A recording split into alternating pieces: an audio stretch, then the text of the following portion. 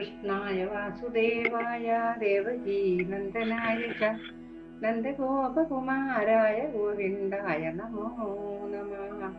ശ്രീ ഗുരുവായൂരപ്പ ശരണം. ശ്രീ മഹാദേവേ നമഃ. സിന്ദൂരാരുണ വിഗ്രഹാം ത്രിനയനാം മാണിക്യമൗലിപുരത്താരാ നായകശേഖരാം മിതമുഖീമാപീനവക്ഷോരുഹാം പാണിഭ്യാം അളിപൂർണരത്നചഷകം രക്തോത്പലം ബിഭ്രതിം സൗമ്യാം രത്നഘടസ്ഥരക്തചരണാം ധ്യായേത്പരാം അംബികാം. മധുവേടഭന്മാരുടെ വധാണ് ഈ 9ാമത്തെ അധ്യായത്തിൽ വർണ്ണിക്കുന്നത്. ബ്രഹ്മാവ് സ്തുതിച്ചുകൊണ്ടിരിക്കെ വിഷ്ണുവിന്റെ കണ്ണ് പതുക്കെ തുറക്കാൻ തുടങ്ങി. നിദ്രാദേവിയുടെ വലയത്തിൽ നിന്ന് വിഷ്ണു പതുക്കെ മോചിതനായി. ആ ദേവി താമസീരൂപിണിയായി ആകാശത്തിൽ പ്രത്യക്ഷപ്പെട്ടു. വിഷ്ണു ഒന്ന് എല്ലാ കൂട്ടുമായിട്ട് എഴുന്നേറ്റു. ഒരു കൈയും കാലെല്ലാം കൊടഞ്ഞു. നമുക്കങ്ങനെയില്ലേ, ഉറക്കമാണ് എണീക്കുമ്പര്. അതുമാതിരി തന്റെ മുമ്പിൽ ഭയപ്പെട്ടു നിൽക്കുന്ന വിധിയെ കണ്ടിട്ട് ഹരി മേഘഗർജനം പോലുള്ള ശബ്ദത്തിൽ ചോദിച്ചു. വിധി എന്ന് വെച്ചാല് ബ്രഹ്മാവ്. അല്ലയോ പത്മജ, അങ്ങ് എന്താണ് തപസ് ഉപേക്ഷിച്ച് ഇങ്ങോട്ട് പോന്നത്? വല്ലാതെ പേടിച്ചതുപോലെ ഉണ്ടല്ലോ, ഭയപ്പെട്ടതുപോലെ. അപ്പൊ ബ്രഹ്മാവ് പറയണു, അങ്ങയുടെ കർണമലത്തിൽ നിന്ന് ജനിച്ച മധുകൈടഭന്മാരെന്ന പേരായ 2 രാക്ഷസന്മാർ എന്നെ കൊല്ലാൻ വേണ്ടി പിന്തുടരുകയാണ് ഭഗവാനെ. അവരെ ഭയന്ന് ഞാൻ അങ്ങയുടെ അടുത്തേക്ക് ഓടി വന്നതാണ്. അപ്പൊ ഭഗവാൻ പറഞ്ഞു, അങ്ങ് ഭയപ്പെടാതെ ഇവിടെ തന്നെ നിൽക്കുക. ആയുസ് തീരാറായവരെ ഞാൻ ഉടനെ തന്നെ വധിക്കുന്നുണ്ട് എന്ന് പറഞ്ഞു. അപ്പൊ സൂതൻ ഇവർക്ക് പറഞ്ഞു കൊടുക്കുന്നു കഥ. വിഷ്ണു ഇത് പറഞ്ഞിരിക്കുമ്പോൾ തന്നെ ദൈത്യന്മാർ ഒരു കൂസലും കൂടാതെ ബ്രഹ്മാവിനെ അന്വേഷിച്ച് വിഷ്ണുവിന്റെ സവിധത്തിൽ വന്ന് പറഞ്ഞു, അങ്ങ് എന്തിനാണ് വിഷ്ണുവിന്റെ അടുത്തേക്ക് ഓടിപ്പോന്നത്? അങ്ങനെയാണെങ്കിൽ വിഷ്ണുവിന്റെ മുമ്പിൽ വെച്ച് തന്നെ ഞങ്ങൾ നിന്നെ കൊല്ലുന്നുണ്ട്. അതിനുശേഷം ശേഷനിൽ ഉറങ്ങുന്ന വിഷ്ണുവിനെയും കൊല്ലും. അതുകൊണ്ട് വേഗം യുദ്ധത്തിന് ഒരുങ്ങുക, അല്ലെങ്കിൽ കീഴടങ്ങുക. രണ്ടിലൊന്ന് വേഗം തീരുമാനിച്ചു കൊള്ളൂ എന്ന് പറഞ്ഞവര്. ദൈത്യന്മാരുടെ വാക്ക് കേട്ട് ജനാർദ്ദനൻ പറഞ്ഞു, ദൈത്യന്മാരെ, നിങ്ങൾ എന്നോട് യുദ്ധം ചെയ്യുക. ഇത് കേട്ട അസുരന്മാർ വെള്ളത്തിൽ നിന്ന് തന്നെ യുദ്ധത്തിന് ഒരുങ്ങി. ആദ്യം മധു തന്നെ യുദ്ധത്തിന് തുടക്കം കുറിച്ചു. കൈടഭൻ യുദ്ധം കണ്ടു നിൽക്കുകയാണ്. ഇതാണ് ഞാൻ പറയാറുണ്ട് ഇടക്കിടക്ക്, മധുസൂദനൻ എന്ന് പേര് വിളിച്ചാല് ഭഗവാന്റെ പേര്. മധു എന്നത് പകുതിയാക്കിയിട്ട് നമ്മളെ മധു എന്ന് വിളിക്കുമ്പോൾ അത് ഈ അസുരന്റെ പേരാണത്. ഒരിക്കലും മധുസൂദനന്റെ പേര് വിളിച്ചിട്ട് മധു എന്ന് വിളിക്കാൻ പാടില്ല. അപ്പൊ കൈടവൻ ഇങ്ങനെ യുദ്ധം കണ്ടു നിൽക്കുന്നു. മധു യുദ്ധം ചെയ്ത് ക്ഷീണിച്ചപ്പോൾ കൈടവൻ യുദ്ധത്തിനിറങ്ങി. മധു കാണിയുമായി അവർ വിഷ്ണുവിനോട് മാറി മാറി യുദ്ധം ചെയ്യുകയാണ്. ബ്രഹ്മാവും ദേവിയും ആകാശത്തിൽ യുദ്ധം കണ്ടു നിൽക്കുകയാണ്. എനിക്ക് കുറേശ്ശെ ക്ഷീണം തോന്നി തുടങ്ങി. എന്നാൽ ദൈത്യന്മാർക്ക് ഒരു ക്ഷീണവും ഇല്ലതാനും. അവർക്ക് നല്ലോണം റെസ്റ്റ് എടുക്കാൻ സമയമുണ്ടല്ലോ. 5000 വർഷങ്ങളോളം അവർ തമ്മിൽ ഘോരമായ യുദ്ധം നടന്നു. അപ്പോൾ ഹരി വിചാരിച്ചു, ദൈത്യൻ എന്താണ് മരിക്കാത്തത്? മാത്രമല്ല അവർക്ക് വാശി കൂടുകയുമാണല്ലോ. ഒട്ടും ക്ഷീണവുമില്ല. എനിക്കാണെങ്കിൽ ക്ഷീണം ബാധിക്കുകയും ചെയ്തു. ചിന്താമഗ്നനായി നിൽക്കുന്ന ഹരിയെ കണ്ടിട്ട് മധുവൈടഭന്മാർ ചോദിക്കുകയാണ്, അല്ലയോ വിഷ്ണു, യുദ്ധം ചെയ്യാൻ വയ്യാതെ ആയെങ്കിൽ വേഗം ഞങ്ങളെ തൊഴുത് കീഴടങ്ങുക. എന്നിട്ട് ഞാൻ നിങ്ങളുടെ ദാസനാണെന്ന് പറയുക. അയ്യേ അയ്യേ നാണക്കേട്. അല്ലെങ്കിൽ നിന്നെ കൊന്നതിന് ശേഷം ഈ വിധിയെയും ഞങ്ങൾ വധിക്കും എന്നവര് പറയുന്നു. അങ്ങനെ പറയുന്നു സൂതൻ പറയുന്നു. തിരമാലകളെ കൊണ്ട് പ്രക്ഷുബ്ധമായ സമുദ്രത്തിൽ നിന്നുകൊണ്ട് ദൈത്യന്മാർ ഇപ്രകാരം പറഞ്ഞപ്പോൾ മഹാമനസ്കനും സൂത്രശാലിയുമായ വിഷ്ണു ഭവ്യത ഭാവിച്ചു പറഞ്ഞു, ആയുധം വെച്ചവനോടും വീണ് കിടക്കുന്നവനോടും ബാലന്മാരോടും തളർന്നു നിൽക്കുന്നവനോടും യുദ്ധം ചെയ്യുന്ന ധർമ്മമല്ലെന്ന് ശാസ്ത്രം പറയുന്നുണ്ട്. പിന്നെ നിങ്ങൾ 2 മഹാവീരന്മാർ, ഈ ഭാഗത്ത് ഞാൻ ഒറ്റക്കും. നിങ്ങൾ മാറി മാറി യുദ്ധം ചെയ്യുന്നതുകൊണ്ട് നിങ്ങൾക്കിടക്ക് വിശ്രമം കിട്ടുന്നുണ്ടല്ലോ. അതുകൊണ്ട് ഞാനും കുറച്ചു നേരം വിശ്രമിച്ചിട്ട് പിന്നീട് യുദ്ധം ചെയ്യാമെന്ന് പറഞ്ഞു. വിഷ്ണുവിന്റെ വാക്കിനെ വിശ്വസിച്ച് ദാനവർമാർ തൽക്കാലം യുദ്ധം നിർത്തിവെച്ച് മാറി നിന്നു. അവരുടെ ശക്തിയെപ്പറ്റി തന്നെ ഹരി ആലോചിച്ചു കൊണ്ടിരിക്കുകയായിരുന്നു. ഇവരെന്തുകൊണ്ടാണ് എനിക്ക് വധിക്കാൻ സാധിക്കാത്തത്? കുറച്ചു നേരം ചിന്തിച്ചപ്പോൾ ഹരിക്ക് മനസ്സിലായി, ഇവർ ശ്രേഷ്ഠാമൃത്യുവരം ദേവിയിൽ നിന്ന് കരസ്ഥമാക്കിയിട്ടുണ്ട്. അതുകൊണ്ടാണ് എനിക്ക് കൊല്ലാൻ പറ്റാത്തത്. എന്റെ യുദ്ധം വൃഥാവിലായി. എന്നാൽ യുദ്ധം ചെയ്തില്ലെങ്കിൽ ഇവരെ കൊല്ലാനും സാധ്യമല്ല. ആർക്കും മരിക്കാൻ ഇഷ്ടമുണ്ടാകില്ലല്ലോ. ദേവിയുടെ വരപ്രസാദം ഉള്ളത് കൊണ്ട്, ദേവിയുടെ സങ്കല്പം കൊണ്ട് മാത്രമേ ഇവരെ വധിക്കാൻ സാധിക്കൂ. അതുകൊണ്ട് ആ ശക്തിയെ തന്നെ ഞാനും ശരണം പ്രാപിക്കട്ടെ എന്ന് ഭഗവാൻ വിചാരിച്ചു. ബ്രഹ്മാവിനോടൊപ്പം യുദ്ധം വീക്ഷിച്ചുകൊണ്ട് ആകാശത്ത് പ്രശോഭിക്കുന്ന ജഗദംബികയെ കൂപ്പുകൈയോടെ തൊഴുത് ദൈത്യനാശത്തിനായി വിഷ്ണു സ്തുതിക്കാൻ തുടങ്ങി. അല്ലയോ ജഗദംബേ, ചണ്ഡികേ, അത്യന്തരഹിതേ ദേവി, ആദിശക്തി, നമോസ്തുതേ. ഞാൻ ഇതാ നമസ്കരിക്കുന്നു. നിന്റെ വൈഭവം എനിക്ക് മുഴുവനായിട്ട് ഇതുവരെ മനസ്സിലായിട്ടില്ല. എന്നാൽ ഇന്ന് എനിക്ക് മനസ്സിലായി. ഞാൻ നിദ്രയിൽപ്പെട്ട് കിടക്കുമ്പോൾ നാൻമുഖനേറെ പരിശ്രമിച്ചിട്ടും ഉണർത്താൻ സാധിച്ചില്ലല്ലോ. നിന്റെ പ്രഭാവം കൊണ്ട് ഞാൻ നിശ്ചേഷ്ടനായിപ്പോയി, പരാധീനനായി. നിദ്രാദേവി എന്നിൽ നിന്ന് മാറി നിന്നപ്പോൾ എനിക്ക് ബോധം വന്നു. അവിടുത്തെ വരം ലഭിച്ച ഈ ദൈത്യന്മാരുമായി ഘോരമായ യുദ്ധം ചെയ്യുകയും ചെയ്തു. അമ്മേ, എന്നെ രക്ഷിച്ചാലും. ഞാൻ ക്ഷീണിതനാണ്. ദൈത്യന്മാർക്കൊട്ടും തളർച്ചയുമില്ല. അവർ മതോദ്ധതന്മാരുമാണ്. അവർ എന്നെ കൊല്ലാനുള്ള തയ്യാറെടുപ്പിലാണ്. ഞാനിനി എന്താണ് ചെയ്യേണ്ടത് എന്ന് ചോദിച്ചു. വിഷ്ണുവിന്റെ ചോദ്യം കേട്ട് ദേവി പുഞ്ചിരി തൂക്കിക്കൊണ്ട് പറഞ്ഞു, അല്ലയോ ദേവദേവ വിഷ്ണു, വീണ്ടും യുദ്ധം ചെയ്യുക. ഒരു യുദ്ധം കൊണ്ട് മാത്രം തോൽപ്പിക്കാൻ സാധ്യമല്ല. മോഹിപ്പിക്കുക മാത്രമേ മാർഗമുള്ളൂ. ഞാൻ എൻ്റെ കടക്കൻ വീക്ഷണം കൊണ്ട് അവരെ മോഹിപ്പിക്കാം. എൻ്റെ മായയിൽ അവർ മോഹിതനാവുമ്പോൾ അങ്ങക്ക് അവരെ വധിക്കാനുള്ള മാർഗവും എളുപ്പമാകും. ദേവിയുടെ വാക്കുകൾ കേട്ട് സന്തോഷം പൂണ്ട വിഷ്ണു വീണ്ടും യുദ്ധത്തിനൊരുങ്ങി. ഇത് കണ്ട് ദൈത്യരും യുദ്ധത്തിന് തയ്യാറായി. അവർ പറഞ്ഞു, അല്ലയോ ചതുർഭുജ, ജയവും തോൽവിയും ദൈവഹിതമാണ് കേട്ടോ. ബലമുള്ളവർ ജയിക്കുന്നു, ചിലപ്പോൾ ഭാഗ്യം കൊണ്ട് ബലഹീനനും ജയിക്കുന്നു. യുദ്ധാന്മാർക്ക് സന്തോഷമോ സങ്കടമോ ഉണ്ടാവില്ല. ദൈത്യായ നീ എത്രയോ അസുരന്മാരെ വധിച്ചിട്ടില്ലേ? അപ്പോൾ ഞങ്ങളോട് തോറ്റു നിൽക്കുകയാണല്ലോ, എന്താണ് സംഭവിച്ചത് എന്ന് ചോദിക്കുന്നു ഭഗവാനോട്. സൂതൻ പറയുന്നവരോട്, കഥ കേൾക്കുന്നവരോട്. മധുകൈടവന്മാരും ഹരിയും തമ്മിൽ വീണ്ടും ഘോരമായ യുദ്ധം ആരംഭിച്ചു. മഹാബാഹുക്കളായവർ മുഷ്ടിയുദ്ധം തുടങ്ങി. ഇടിയുടെ ശക്തിയും കൂടുകയാണ്. ദൈത്യന്മാരുടെ വീറും വാശിയും അധികരിക്കുന്നത് കൊണ്ട് വിഷ്ണു ദൈന്യമായി ദേവിയെ നോക്കി. വിഷ്ണുവിന്റെ ദൈന്യഭാവം കൊണ്ട് ദേവി ദൈത്യന്മാരെ തന്റെ കടാക്ഷത്താൽ മോഹിതരാക്കി. സർവാംഗ സുന്ദരിയായ ദേവിയുടെ കടാക്ഷത്താൽ അവർ കുറച്ചുനേരം ദേവിയെ തന്നെ നോക്കി നിന്നുപോയി. ദൈത്യരുടെ ഈ ഭാവമാറ്റം കണ്ട ഹരി പുഞ്ചിരി തൂക്കിക്കൊണ്ട് പറഞ്ഞു, വീരന്മാരെ, നിങ്ങളുടെ യുദ്ധപരാക്രമം കൊണ്ട് ഞാൻ സന്തോഷവാനാണ്. സഹോദരന്മാരെ, നിങ്ങളുടെ ദേഹബലത്തിന് തുല്യമായിട്ട് മറ്റാരും തന്നെയില്ല. അതുകൊണ്ട് നിങ്ങൾ ഇഷ്ടപ്പെട്ട വരം ചോദിച്ചാലും എന്ന് പറഞ്ഞു. അത് കേട്ടിട്ട് ജഗദംബയെ തന്നെ നോക്കിക്കൊണ്ട് നിന്നിരുന്ന ദൈത്യന്മാർ വിഷ്ണുവിനോട്, ഞങ്ങൾ വരം ഇരുന്ന് വാങ്ങുന്നവരല്ല, വരം അങ്ങോട്ട് കൊടുക്കുന്നവരാണ്. അങ്ങയുടെ യുദ്ധ സാമർഥ്യം കൊണ്ട് ഞങ്ങളും സന്തോഷവാന്മാരാണ്. ഇഷ്ടമുള്ള വരം ഞങ്ങളോട് ചോദിച്ചാലും മതിയിട. ദൈത്യന്മാരുടെ വാക്കിയിട്ട് ശ്രീഹരി പറഞ്ഞു, നിങ്ങൾ എനിക്ക് വധ്യരാവണം. ഇതാണ് ഞാൻ ആവശ്യപ്പെടുന്ന വരം. തരാന്ന് പറഞ്ഞതല്ലേ, അതാണ് എന്റെ വരാഭ്യർത്ഥന. ഇത് കേട്ട് ദൈത്യന്മാർ അത്ഭുതപ്പെട്ടുപോയി. ഈ ഹരി നമ്മളെ വിഡ്ഢികളാക്കിയല്ലോ എന്ന് അവർ വിഷമത്തോടെ മനസ്സിലാക്കി. ചോദിച്ചാൽ കൊടുക്കാതിരിക്കാൻ പറ്റുകയില്ലല്ലോ എന്ന് കരുതിയവർ പറഞ്ഞു, ഈ പ്രപഞ്ചം മുഴുവൻ വെള്ളത്തിലാണല്ലോ, അതുകൊണ്ട് വെള്ളമില്ലാത്ത സ്ഥലത്ത് വെച്ച് ഞങ്ങളെ കൊല്ലാമെങ്കിൽ അത് ചെയ്യുക. ഞങ്ങളും സത്യസന്ധന്മാരാണ്. ഭഗവാൻ പറഞ്ഞു, തീർച്ചയായും വെള്ളമില്ലാത്ത സ്ഥലത്ത് വെച്ച് ഞാൻ നിങ്ങളെ വധിക്കും. ഭഗവാൻ സുദർശന ചക്രത്തെ സ്മരിച്ചു.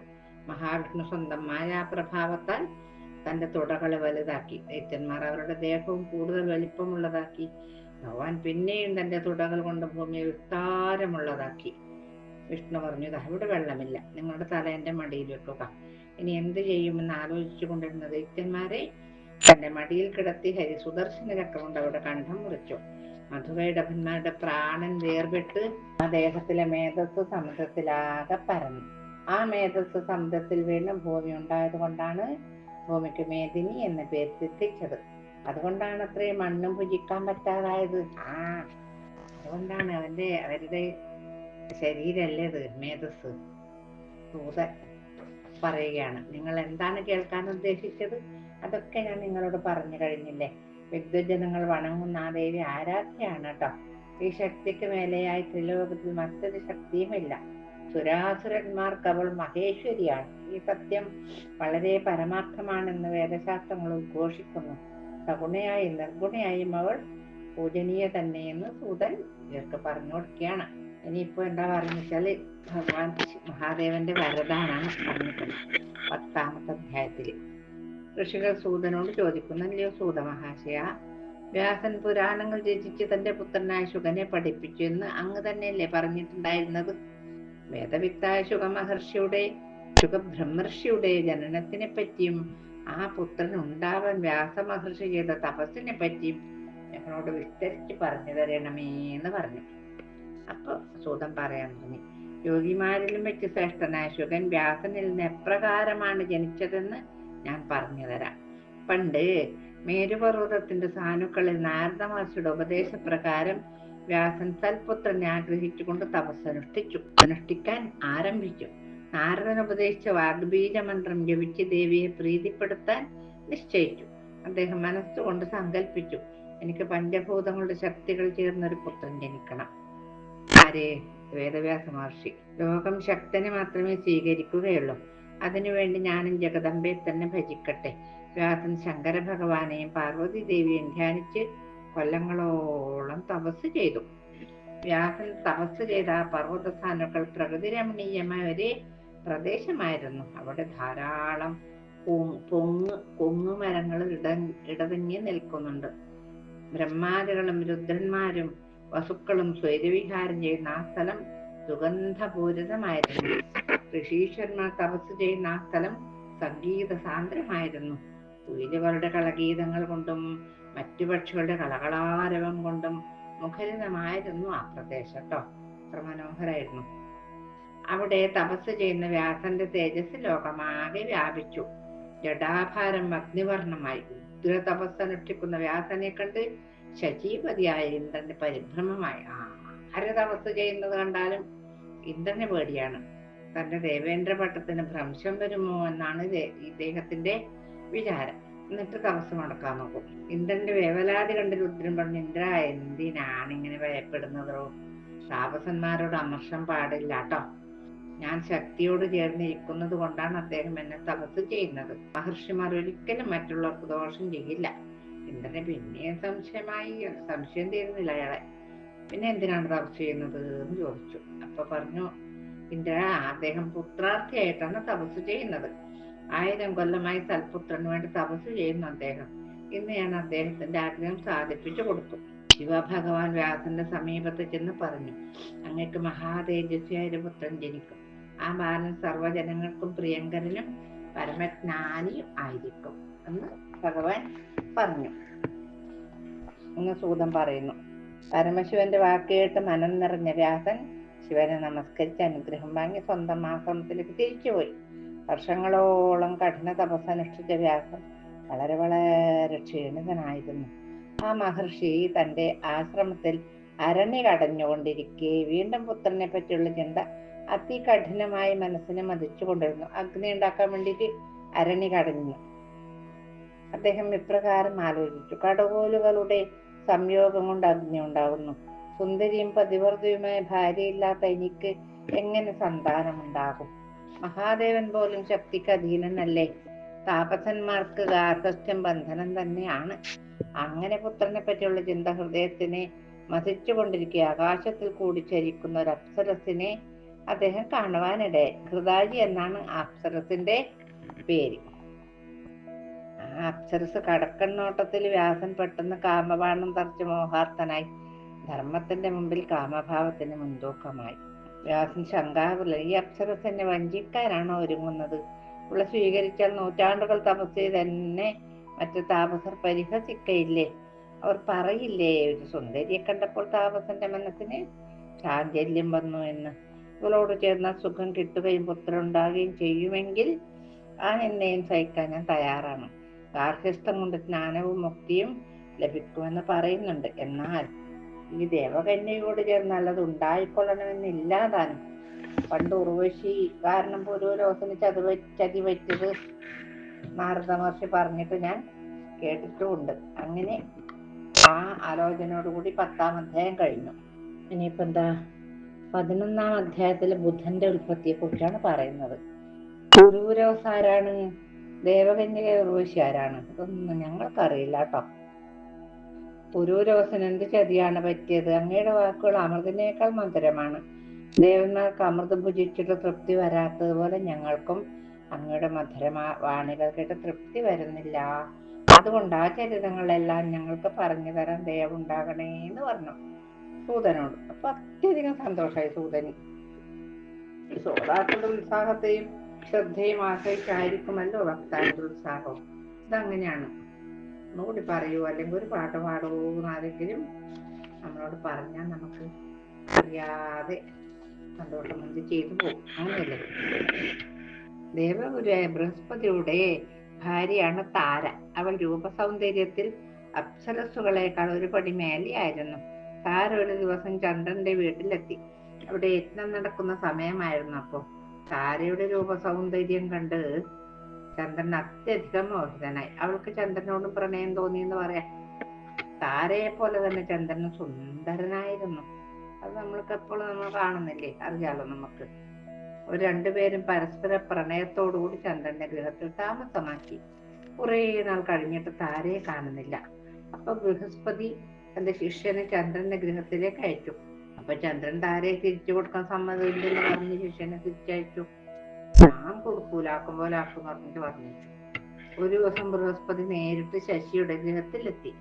കോപത്തോടെ ചന്ദ്രനോട് പറഞ്ഞു, അല്ലയോ ചന്ദ്ര, അങ്ങ് എന്താ അക്രമമാണ് കാണിക്കുന്നത്? എന്റെ സുന്ദരിയായ ഭാര്യ ഇവിടെ താമസിപ്പിക്കുന്ന ധർമ്മമാണോ? അധർമ്മമല്ലേത്? ഞാൻ നിന്റെ ഗുരുവാണ്, നീയാണെങ്കിൽ യജ്ഞം ചെയ്യുന്നവനുമാണ്.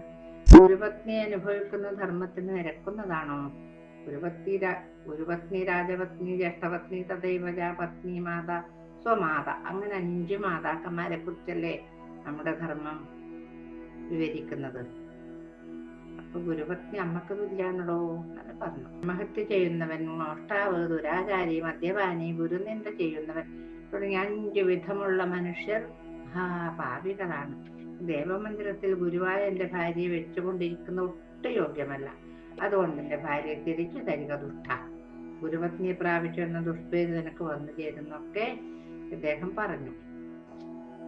ബൃഹസ്പതി തന്റെ പ്രിയപത്നിയെ വിട്ടുപിരിഞ്ഞത് കൊണ്ടുള്ള ദുഃഖം കൊണ്ട് വളരെയധികം കോപിഷ്ഠനായ ബൃഹസ്പതിയോട് രോഹിണീപതിയായ ചന്ദ്രൻ പറഞ്ഞു, ധർമ്മശാസ്ത്രങ്ങളിൽ വിഘ്നരായ ഭൂസരന്മാർ ക്രോധം വെടിഞ്ഞവരായിരിക്കും. അവർ പൂജാർഹരാണ്, അല്ലാത്തവർ പൂജനീയരല്ല. പിന്നെ ഞാനൊരു കാര്യം പറയാം. അങ്ങയുടെ ഭാര്യ സ്വന്തം ഇഷ്ടത്താൽ വന്നതാണ്, എന്നെ പിടിച്ചു കൊണ്ടുവന്നതല്ല. അതിനാൽ തന്നെ അവൾ ഇവിടെ നിൽക്കുന്നത് കൊണ്ട് എന്താണ് ദോഷം? അവൾ രതിസുഖം കാക്ഷിച്ചു പോന്നതല്ലേ.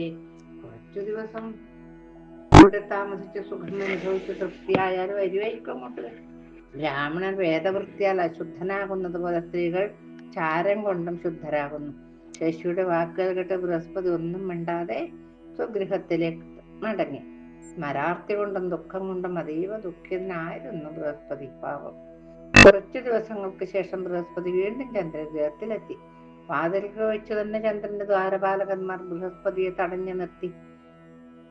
കോപാകുലനായി വ്യാഴം പറഞ്ഞു, ഗുരുപത്നി അനുഭവിക്കുന്ന ഈ അധർമ്മിക്ക് തക്ക ശിക്ഷ കൊടുക്കേണ്ടതാണ്. എന്റെ ഭാര്യയെ തിരിച്ചു തന്നില്ലെങ്കിൽ ഞാൻ എല്ലാം ഭസ്മമാണ്. ബൃഹസ്പതിയുടെ ഉച്ചത്തിലുള്ള സംസാരം കേട്ട് ചന്ദ്രൻ പുറത്തേക്ക് വന്ന് ചിരിച്ചുകൊണ്ട് പറഞ്ഞു, അങ്ങയെപ്പോലെയുള്ള താപസിന് യോജിച്ചവളല്ല കേട്ടോ ഈ സുന്ദരി.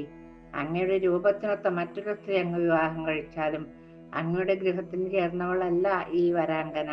രൂപസൗന്ദര്യത്തിലൊപ്പം നിൽക്കുന്നവരെ മാത്രമേ സ്ത്രീകൾ ഇഷ്ടപ്പെടൂ. കാമശാസ്ത്രത്തിൽ ഇതൊക്കെ വിസ്തരിച്ച് പറഞ്ഞിട്ടുണ്ടല്ലോ. അതൊന്നും അങ്ങക്കറിയില്ലേ? അങ്ങയുടെ വഴിക്ക് പോയാലും ഈ സുന്ദരിയെ ഞാൻ തിരിച്ചു തരില്ല. അങ്ങക്ക് ചെയ്യാവുന്നതൊക്കെ അങ്ങ് ചെയ്താലും കാമാർത്തനായ അങ്ങയുടെ ശാപമൊന്നും ഫലിക്കാൻ പോകുന്നില്ല എന്ന് ചന്ദ്രൻ പറഞ്ഞു. ചന്ദ്രന്റെ വാക്കുകൾ കേട്ട് കോപാന്തനായ ബൃഹസ്പതി ശചീപതിയുടെ ഗൃഹത്തിൽ എത്തി. ഇന്ദ്രൻ ഗുരുവിനെ കണ്ട് എഴുന്നേറ്റ് ചെന്ന് അർഘ്യപാദ്യാദികൾ നൽകി സ്വീകരിച്ചു, ഇരുത്തി. ഇന്ദ്രൻ ഗുരുവിനോട് ചോദിച്ചു, അങ്ങയുടെ മുഖത്ത് വളരെയധികം ദുഃഖം കാണുന്നുണ്ടല്ലോ ഗുരു, എന്താണ് അതിന് കാരണം എന്ന് ചോദിച്ചു. എനിക്കറിയാവുന്നതാണെങ്കിൽ പറഞ്ഞാലും. എന്റെ നാട്ടിൽ എന്റെ ഗുരുവിനെ അപമാനിച്ചതാരാണ്? എന്റെ സൈന്യവും കാവൽക്കാരും അങ്ങേക്ക് അധീനരാണ്. ബ്രഹ്മാദികളൊക്കെ അങ്ങയെ സഹായിക്കാൻ കൂടെ ഉണ്ട്. അതുകൊണ്ട് അങ്ങയുടെ ദുഃഖത്തിന്റെ കാരണം പറഞ്ഞാലും. ബൃഹസ്പതി നടന്ന കാര്യങ്ങളൊക്കെ ഇന്ദ്രനോട് വിസ്തരിച്ചു പറഞ്ഞു. അല്ലയോ ശതക്രതവും, ഞാൻ വളരെ ദുഃഖിതനാണ് കേട്ടോ. എനിക്ക് വേണ്ട സഹായം അങ്ങ് ചെയ്തു തരണം എന്ന് പറഞ്ഞു. ഇന്ദ്രൻ, ധർമ്മജ്ഞ, അങ്ങ് ദുഃഖിക്കാതിരിക്കൂ. ഞാൻ അങ്ങയുടെ ശിഷ്യനല്ലേ. അങ്ങയുടെ പത്നിയെ ഞാൻ തന്നെ അങ്ങേക്ക് കൊണ്ടുവന്ന് തരുന്നതാണ്. ആദ്യം ഞാൻ എന്റെ ദൂതനെ ചന്ദ്രന്റെ അടുത്തേക്ക് അയച്ചു നോക്കട്ടെ. എന്നിട്ടും തന്നില്ലെങ്കിൽ ഞാൻ തന്നെ സൈന്യത്തോടുകൂടി ചെന്ന് യുദ്ധം ചെയ്ത് ചന്ദ്രനെ തോൽപ്പിച്ച് അങ്ങയുടെ പത്നിയെ തിരിച്ചേൽപ്പിക്കാം. ഇന്ദ്രൻ ഗുരുവിനെ സമാധാനിപ്പിച്ചു. അങ്ങനെയൊക്കെ പറഞ്ഞ് സമാധാനിപ്പിച്ച് തിരിച്ചയച്ചു അദ്ദേഹം. ഇന്ദ്രൻ വാഗ്മിയായ ഒരു ദൂതനെ ചന്ദ്രന്റെ അടുത്തേക്ക് അയച്ചു. ചന്ദ്രഗൃഹത്തിലെത്തിയ ദൂതൻ അറിയിച്ചു, ഞാൻ ദേവേന്ദ്രൻ അയച്ച ദൂതനാണ്. അദ്ദേഹം പറഞ്ഞ കാര്യങ്ങൾ ഞാൻ അറിയിക്കാം. ധർമ്മജ്ഞനാണല്ലോ അങ്ങ്. അങ്ങയുടെ പിതാവായ അത്രി മഹർഷിയും ധർമ്മജ്ഞനിൽ അഗ്രഗണ്യനാണ്. അതുകൊണ്ട് അധർമ്മം നിനക്കൊട്ടും ചേരില്ല. എല്ലാവരും സ്വന്തം ഭാര്യ ഏത് വിധേനയും പരിരക്ഷിക്കും. അങ്ങനെയല്ലേ വേണ്ടത്? പരതാര ഗൃഹത്തിലാണ് പലപ്പോഴും കലഹങ്ങൾ ഉണ്ടാവുന്നത്. നിനക്ക് ദക്ഷപുത്രിമാരെ 28 പത്നിമാരുണ്ടല്ലോ, പോരെ അതൊന്നും? ദേവലോകത്ത് മേനക തുടങ്ങിയ അപ്സരസുകൾ വേറെ ഉണ്ടല്ലോ. പിന്നെ എന്തിനാണ് ഗുരുപത്നിയെ മോഹിക്കുന്നത്? ഗുരുപത്നി തിരിച്ചു കൊടുത്താലും ഈശ്വരന്മാർ അഹന്ത കൊണ്ട് നിന്ദ്യപ്രവൃത്തിയിൽ ഏർപ്പെട്ടാൽ സാധാരണ ജനങ്ങളും അത് തന്നെ ചെയ്യും. അപ്പോൾ ലോകത്തിൽ ധർമ്മക്ഷയം സംഭവിക്കും, അത് ഉറപ്പല്ലേ? അതുകൊണ്ട് താരയെ ദേവഗുരുവിന് വിട്ടുകൊടുക്കുകയാണ് അഭികാമ്യം എന്ന് പറഞ്ഞു. ദൂതന്റെ വാക്കേട്ട് ചന്ദ്രൻ പറഞ്ഞു, അല്ലയോ ദേവേന്ദ്ര, അങ്ങ് ദേവന്മാർക്കും മധുവനാണ്. അതേമാതിരി തന്നെയാണ് പുരോഹിതത്വം. രണ്ടാൾക്കും ബുദ്ധിയും സമമാണ്. എല്ലാവരും മറ്റുള്ളവരെ ഉപദേശിക്കാൻ മിടുക്കന്മാരാണ്. അവനവന്റെ കാര്യം വരുമ്പോൾ ആരും ധർമ്മത്തെപ്പറ്റി ചിന്തിക്കാറേയില്ല. തന്നെ പ്രണയിക്കുന്ന സ്ത്രീയെ സ്വീകരിക്കുന്നതിൽ എന്ത് തെറ്റാണുള്ളത്? എനിക്കത് മനസ്സിലായില്ല കേട്ടോ. ബലവാന്മാർക്ക് എന്ത് ചെയ്യാം, എന്നാൽ ബലഹീനന്മാർ ഒന്നും ചെയ്യാനും പാടില്ല. ഇത് ശരിയാണോ? അങ്ങനെ തന്റെ ഭർത്താവായ ബൃഹസ്പതിയെക്കാളും അനുരാഗം എന്നോടാണ്. തന്നിൽ അനുരക്തരായി ഒരു സ്ത്രീയെ സ്വീകരിക്കുന്നതിൽ ധർമ്മവും നീതിയും ഒന്നും കാര്യമാക്കേണ്ടതില്ല. പണ്ട് ബൃഹസ്പതി ഈ ജ്യേഷ്ഠബന്ധുവായ ഉദത്യന്റെ പത്നിയെ മോഹിച്ചില്ലേ? അറിയില്ലേ? അതൊന്നും കഥയൊന്നും അറിയില്ലേ? അങ്ങനെയുള്ള തന്റെ ഭർത്താവിൽ അവൾക്ക് പ്രേമമില്ലാത്തത് കൊണ്ട് ഗൃഹസൗഖ്യവും കുറഞ്ഞിട്ടുണ്ടാകും. എന്തു വന്നാലും ഞാൻ താഴെ വിട്ടത് എല്ലാം ഉറപ്പാണ്. ഇന്ദ്രൻ ചെയ്യാവുന്നൊക്കെ ചെയ്യട്ടെ എന്ന് പറഞ്ഞു ചന്ദ്രൻ. അപ്പോ ചന്ദ്രൻ പറഞ്ഞ കാര്യങ്ങളൊക്കെ ദൂതൻ ദേവേന്ദ്രനെ അറിയിച്ചു. ഇത് കേട്ട് കോപാകുലനായ ഇന്ദ്രൻ എന്ത് ചെയ്തു? സൈന്യങ്ങളെ കൂട്ടി യുദ്ധത്തിന് പുറപ്പെടാൻ ഒരുങ്ങി. ഈ വിവരം പറഞ്ഞ് ശുക്രാചാര്യൻ ചന്ദ്രനോട് പറഞ്ഞു, ഒരിക്കലും താരയെ വിട്ടുകൊടുക്കണ്ട കേട്ടോ. എന്റെ സഹായം എപ്പോഴും ഉണ്ടാവും. അതാ, നിനക്ക് ഇന്ദ്രനുമായി യുദ്ധം ചെയ്യേണ്ടി വന്നാൽ ഞാൻ എന്റെ മന്ത്രശക്തിയാൽ നിന്നെ സഹായിക്കാമെന്ന് ശുക്രാചാര്യ പറഞ്ഞു. അദ്ദേഹത്തിന് മൃതസഞ്ജീവനി വിദ്യയൊക്കെ ഉണ്ടല്ലോ. ചന്ദ്രൻ താരയെ വിട്ടുകൊടുക്കാത്തതിൽ ദേവാസുരന്മാർ തമ്മിൽ യുദ്ധം തുടങ്ങി. അയ്യോ, ഒരു പെണ്ണിന് വേണ്ടിയിട്ടാണ് യുദ്ധം. അതന്നല്ലേ കനകം മൂലം കാമിനി മൂലം കലഹം പലവിധം ഉലകിൽ സുലഭം. താരകാസുര യുദ്ധം പോലെ ഘോരമായിരുന്നു യുദ്ധവും. യുദ്ധം കുറേ കാലം നീണ്ടു നിന്നു. ഇവരുടെ യുദ്ധം കണ്ട് പിതാമഹനായ ബ്രഹ്മാവ് ഹംസവാഹനത്തിൽ വന്ന് ചന്ദ്രനോട് പറഞ്ഞു, ചന്ദ്ര, ഗുരുപത്നിയെ തിരിച്ചു കൊടുക്കുക, അല്ലെങ്കിൽ ഞാൻ വിഷ്ണുവിനെയും കൂട്ടി വന്ന് നാശത്തെ ഉണ്ടാക്കൂട്ടോ. പിതാമഹൻ ശുക്രനോട് ആ ഉദ്യമത്തിൽ നിന്ന് പിന്മാറാൻ പറഞ്ഞു. അല്ലയോ മഹാമനസ്ക ശുക്ര, ദുസ്സംഗം കൊണ്ട് അന്യായം ചെയ്യുകയാണോ? അത് കേട്ട് ശുക്രാചാര്യൻ ചന്ദ്രന്റെ അടുത്തെത്തി പറഞ്ഞു, ഞാൻ ബ്രഹ്മാവ് പറഞ്ഞിട്ട് വന്നതാണ്, ഗുരുപത്നിയെ വിട്ടുകൊടുക്കുക എന്ന് പറഞ്ഞു. ഈ കാലത്തിന് കൂട്ടിന് വന്നാള്. ശുക്രാചാര്യരുടെ വാക്കിനെ മാനിച്ച് ചന്ദ്രൻ ഗർഭവതിയായ താരയെ ബൃഹസ്പതിക്ക് തിരിച്ചു കൊടുത്തു. അപ്പം താര ഗർഭിണിയായിരുന്നു കേട്ടോ.